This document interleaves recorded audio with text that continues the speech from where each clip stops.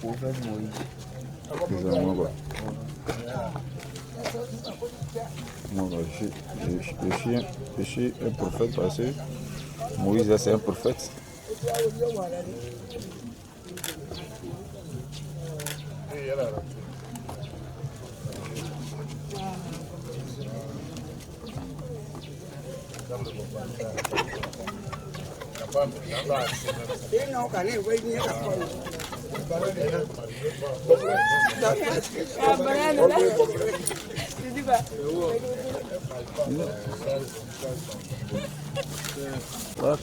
Quand même, bien quoi.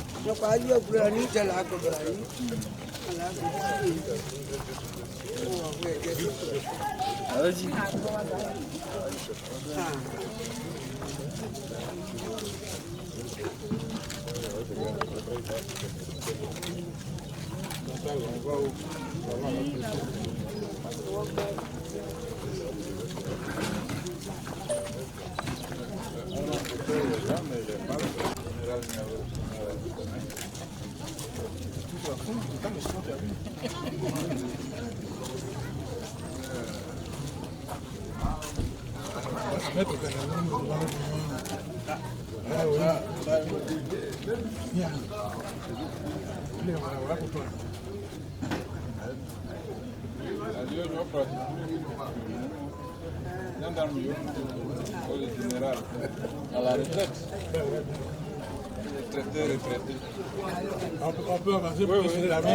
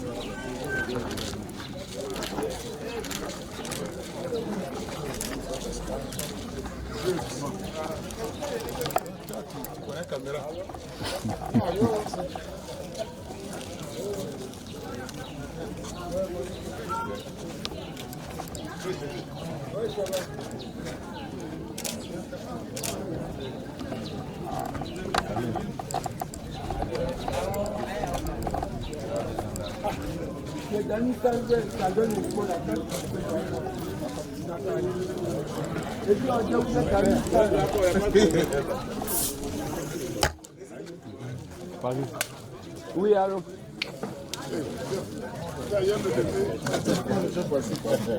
Ah, je suis Akima Abobia. Nous serons pour toujours à l'abri du danger.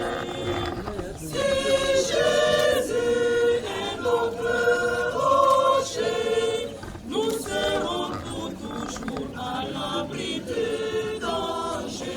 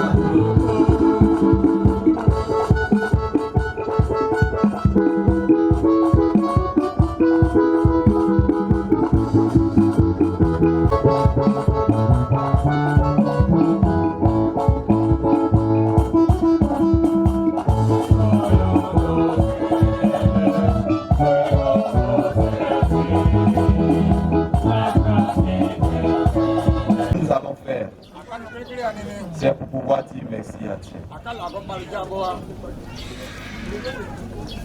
Je suis dans la joie. Quand on me dit allons à la maison de l'Éternel. La grâce, la miséricorde et la paix vous sont données de la part de Dieu notre Père, de la part de Jésus-Christ le Fils du Père, de la part du Saint-Esprit, notre consolateur et notre guide. Amen. Invoquons le Seigneur notre Dieu. Veuillez vous asseoir.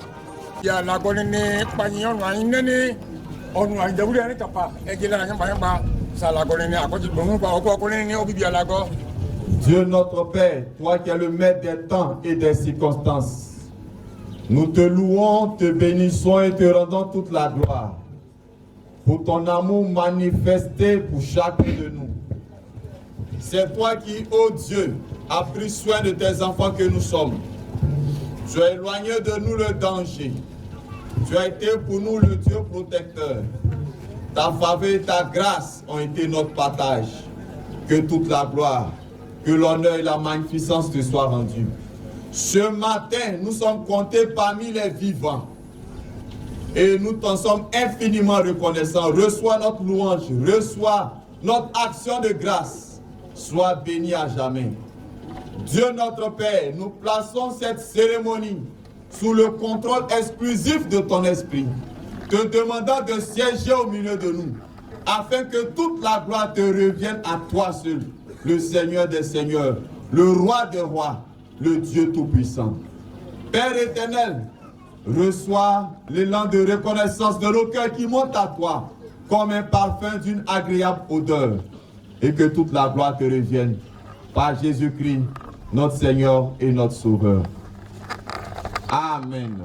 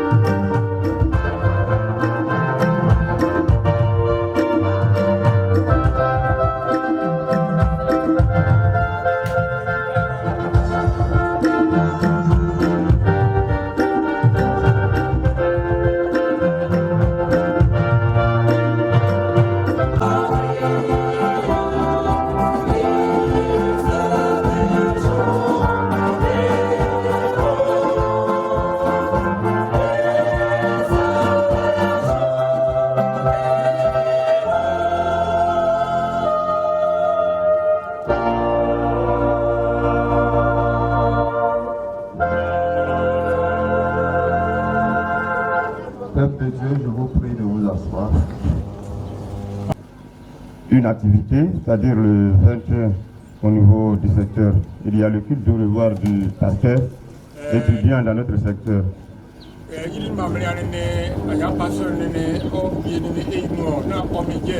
Il a son culte de revoir.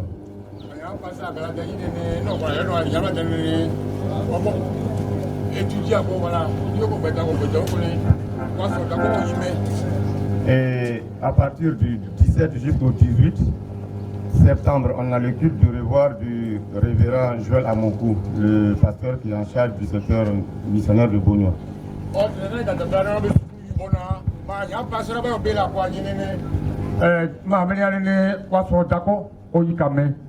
On n'est pas trop monopolisé la parole, je crois que le secteur s'arrange déjà pour ces deux événements. Dieu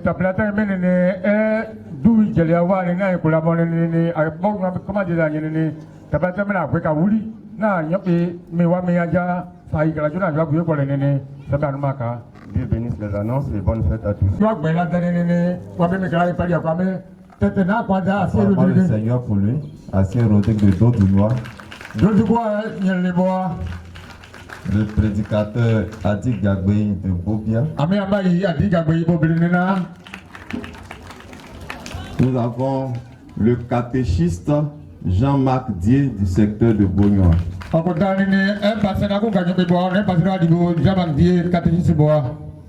Nous avons l'étudiant pasteur Tano Roland.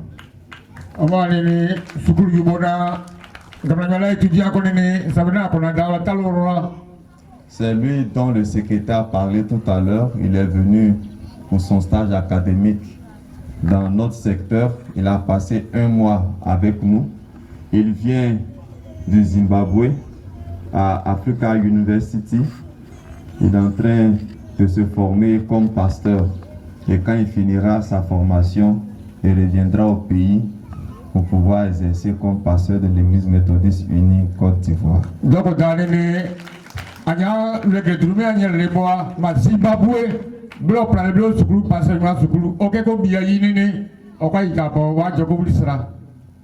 Donc le dimanche prochain, bien, pour mettre un terme aux présentations, hier nous avons été égayés dans la présence de Dieu par 2 chorales. Nous avons la chorale de Bognois. Bognois, faites du bruit pour qu'on sache que vous êtes là, les tambours, les castagnettes. Nous allons passer à l'écoute de la parole de Dieu, mais avant cela, nous allons demander à Bognois de louer le Seigneur par un cantique de glorifier Dieu par un cantique avant que nous ne puissions passer à l'écoute de la parole.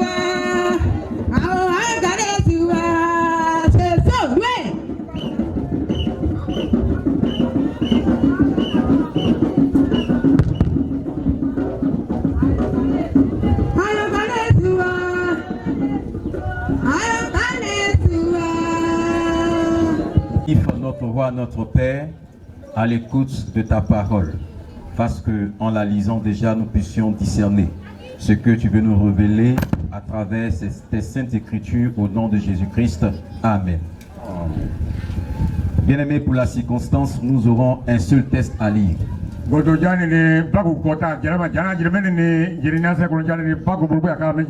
Et le seul test à lire, nous le tirons de l'épître de Paul à Timothée, 1 Timothée chapitre 1, le verset 12. Apôtre Paul a parlé à Timothée, Autant pour moi, 1 Timothée chapitre 6, le verset 12. 1 Timothée chapitre 6, le verset 12. Timothée, mais il jamais 1 Timothée chapitre 6, verset 12, voici ce qui est écrit. Il a sabattu l'honneur. Combat le bon combat de la foi. Saisis la vie éternelle à laquelle tu as été appelé.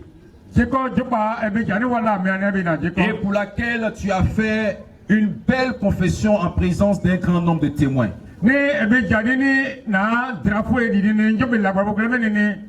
Combat le bon combat de la foi. Saisis la vie éternelle à laquelle tu as été appelé. Et pour laquelle tu as fait une belle confession en présence d'un grand nombre de témoins.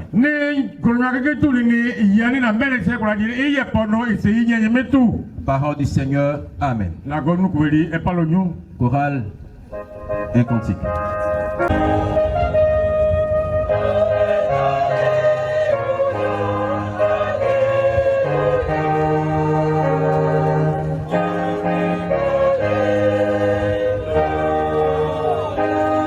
Gloire à Dieu, numéro 427, la première et la deuxième strophe. Première, deuxième strophe.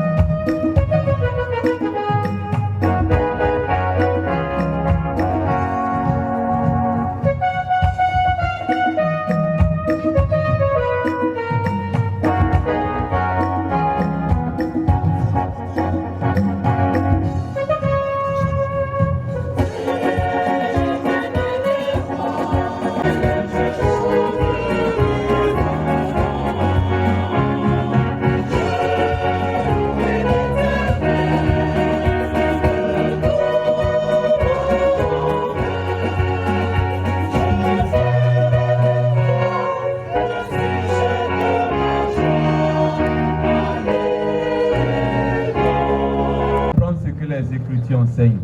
Viens toi-même, toi qui es le rabbi par excellence, le didascalos, l'enseignant, viens nous parler, viens nous instruire. Parle à nos cœurs et fais-nous du bien. Au nom de Jésus. Amen. Amen. Aujourd'hui est un jour de reconnaissance à Dieu. Et l'Église vient se réjouir avec la famille de notre maman et avec elle-même.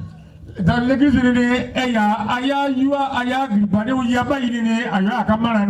Et nous avons voulu placer cette reconnaissance à Dieu sous un thème. Ma vie, un témoignage devant Dieu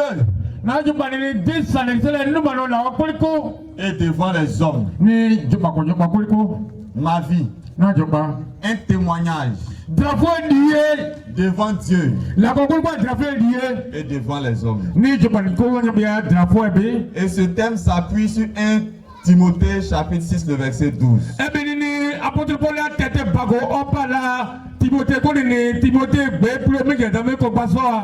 Dans quelles circonstances cette parole a été donnée? Et quel est l'enseignement que nous pouvons en tirer ensuite? Voici les 2 points que nous allons développer.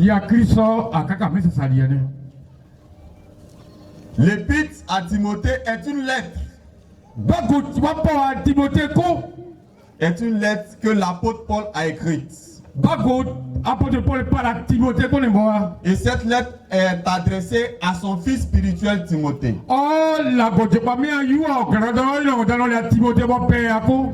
Timothée lui-même qui est un responsable d'église. Paul, le dévancier dans la foi, donne des conseils à son fils spirituel Timothée.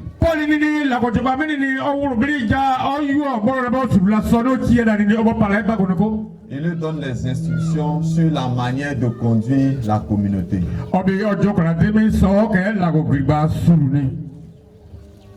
L'apôtre Paul a communiqué beaucoup de choses en termes d'enseignement, en termes de directives, lorsqu'il était auprès de Timothée.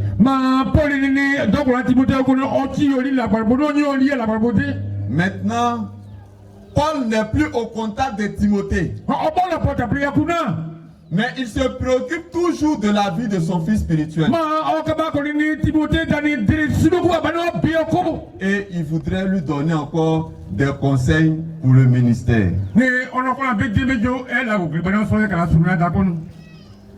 Dans la section que nous avons lue,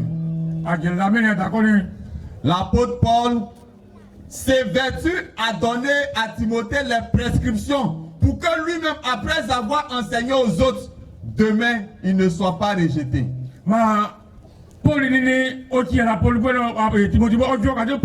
Verset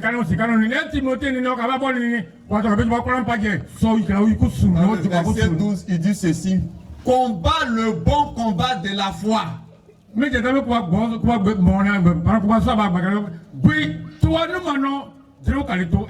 Combat le bon combat de la foi. À l'analyse de ces mots, si Paul dit de combattre le bon combat de la foi, c'est qu'il y a des mauvais combats. Quel est ce mauvais combat? Pour un homme, le mauvais combat, c'est de lutter dans sa vie seulement pour les choses périssables.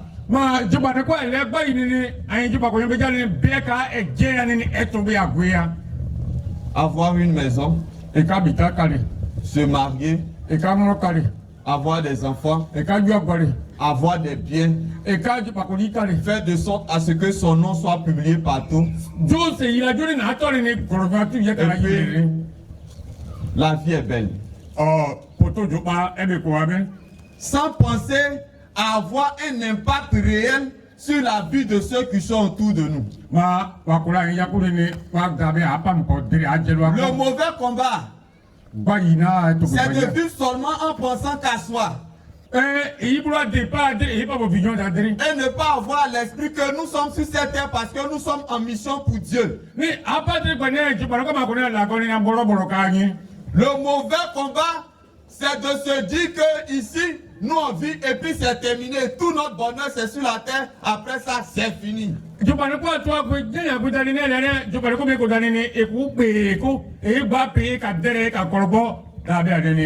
L'apôtre Paul veut faire comprendre à son fils Timothée que si tu es sur la terre, tu es en mission. Tu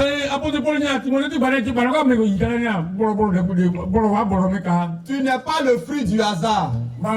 Mais le Seigneur t'a envoyé sur terre pour remplir une mission particulière. Bien souvent,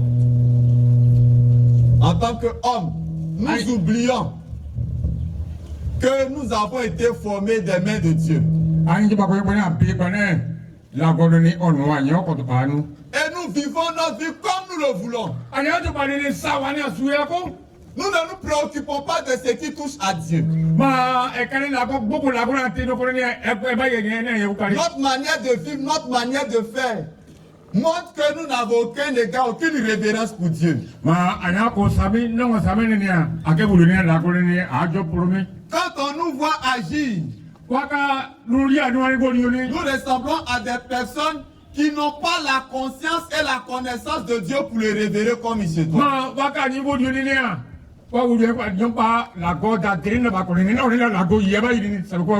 Paul veut faire comprendre à son fils Timothée que si tu es sur la terre, vis d'une manière qui glorifie le Seigneur. Mais ta manière de vivre est un témoignage. À ta manière de faire, les gens vont pouvoir dire, cet homme ou bien cette femme craint le Seigneur.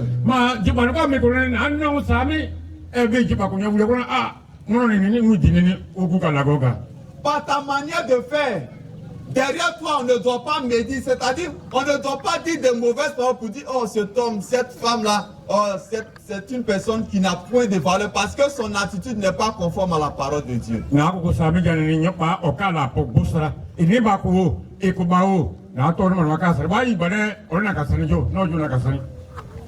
Aujourd'hui nous sommes là pour dire merci à Dieu pour la vie d'une personne. Mais avant d'en arriver à cela, je voudrais dire que Paul même qui donne le témoignage, Paul même qui écrit, il a un passé. Lui-même, il était persécuteur.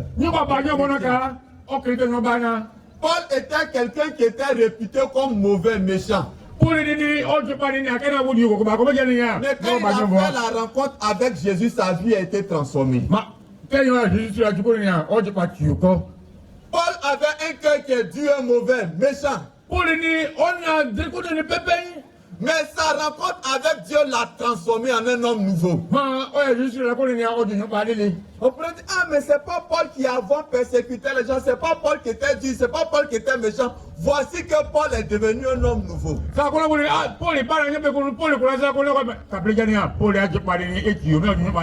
Et la vie de Paul est devenue un témoignage.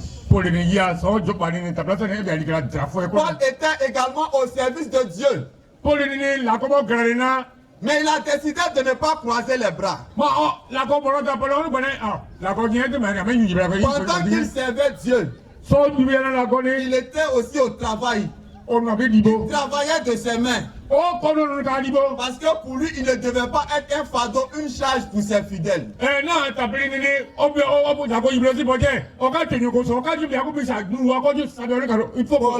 était travailleur. Et c'est ce modèle qu'il laisse à son fils Timothée. Timothée, mon fils, tu dois avoir une bonne conduite. On doit dire de toi que tu es un bon chrétien. Certes, avant tu étais dans le monde. Mais maintenant que tu es venu en Christ, aie une bonne conduite. Fais également comme moi, sois un travailleur. Toute la communauté puisse rendre de toi un bon témoignage. Dieu également rendra de toi un bon témoignage. Frères et sœurs, nous sommes des hommes. Nous avons nos défauts.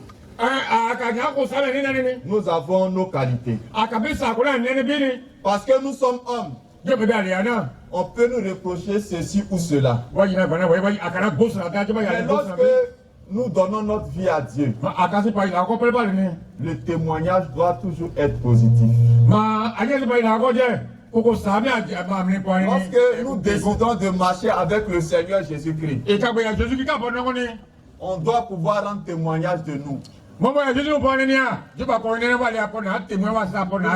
Tel frère, nous avons grandi ensemble. Telle soeur, nous avons grandi ensemble. Mais maintenant que cette personne est au service de Dieu, on voit qu'il y a un changement radical.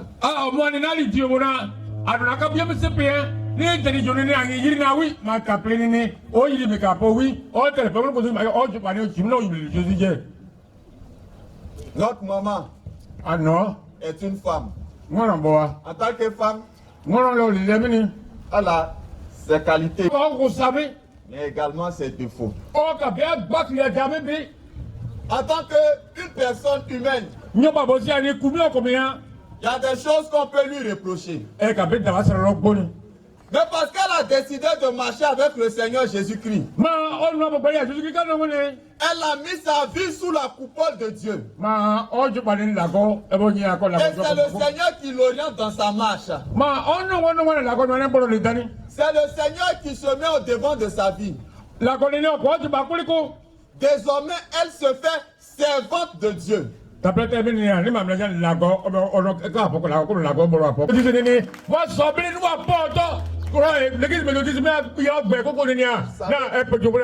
L'église